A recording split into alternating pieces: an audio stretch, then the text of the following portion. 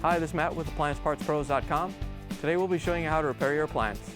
Remember, anytime you work on an appliance, make sure it's unplugged or the circuit breakers are off so there's no chance of electrocution. In this video, we're going to show you how to change out the Maytag dishwasher float switch kit. It's going to be a very easy repair and should only take a few minutes to show you how to do it. If you already have one of these, great. If not, you can click on the link below or get it at AppliancePartsPros.com. When you open up the package, you're going to get the new switch, the washers, the lever, and the housing. The float switch kit tells the dishwasher if it has water in it. The main reason to be changing it out is if it's failed and the dishwasher is overfilling or not filling at all. In order to get to the part, we have to open up the dishwasher door. Now that we have the door open, we have to take out the lower rack. All you have to do is pull it out and lift it off the door. Once you have it off, you can set it aside. Once you have the lower rack out, you can lift the float out. All you have to do is lift up on this. You can pull it out and set it aside. Once you have the float out, we're going to use large adjustable pliers to loosen up this nut that holds the assembly to the tub. We're just going to carefully get on it and loosen it up so we don't damage it.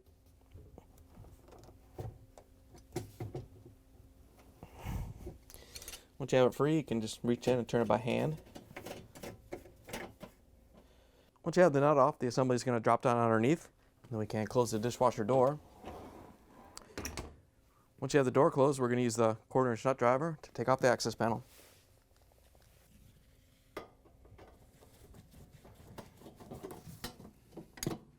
Once you have both screws out, you can reach in and pull the access panels off. Once you have them off, you can set them aside. Now that we have the panels off, we have access to the float switch. We're just going to reach in and use the small flathead screwdriver to release these two locking tabs that hold the two halves of the housing together.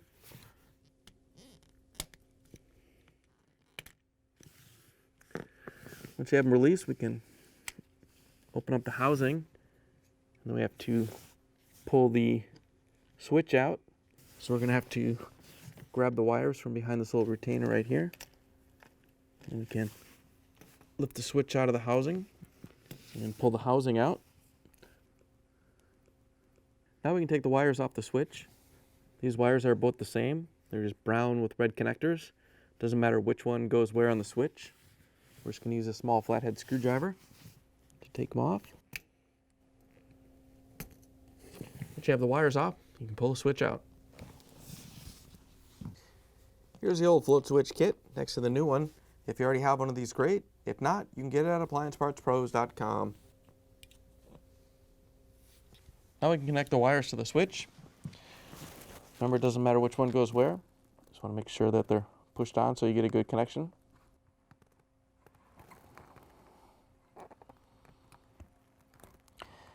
Once you have the wires on the switch, we can get the housing ready. We're just going to put a gasket down here on the stem. Make sure it's pushed down all the way. And then we can put the lever in. The lever sits right here on this pin, and one side of the lever has a little hole in it. That's where it sits on there.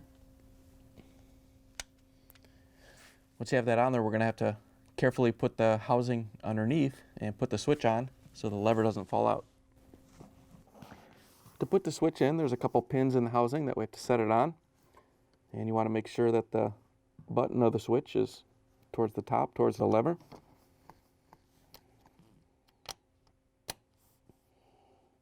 Once you have it in place, you can push it down onto the pins, and then you want to make sure the wires go down through their cutouts,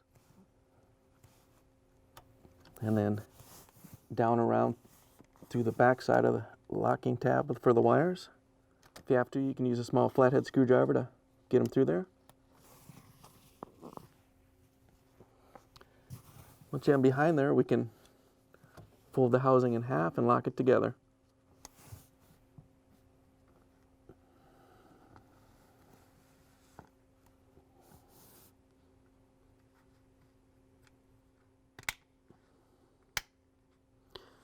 Once you have it snapped together, we can lift the assembly so the stem goes up through the bottom of the tub. Once you have it in place, we're going to open up the door so we can put the nut on.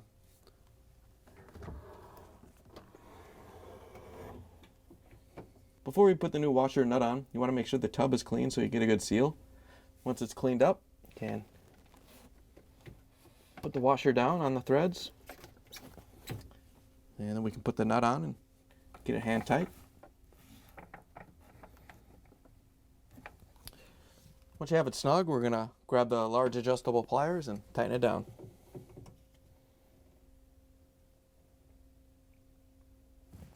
Once you have it tightened down, we can put the float back on. All you have to do is set it into the float stem. Once you have it in there, we can put the lower dish rack back in. To put the lower dish rack back in, all you have to do is set it on the door and push it all the way in. Once you have it in, we can close the dishwasher door so we can go underneath and put the access panels on. To put the access panels back in, just going to lift them up into place.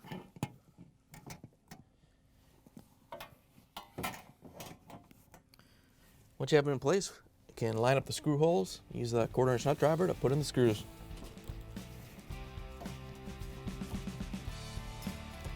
Now that we have the dishwasher put back together, you can plug it back in and take it for a spin. Thanks for joining us for another successful repair brought to you by AppliancePartsPros.com. Check out our other repair videos on our site, Facebook, and YouTube.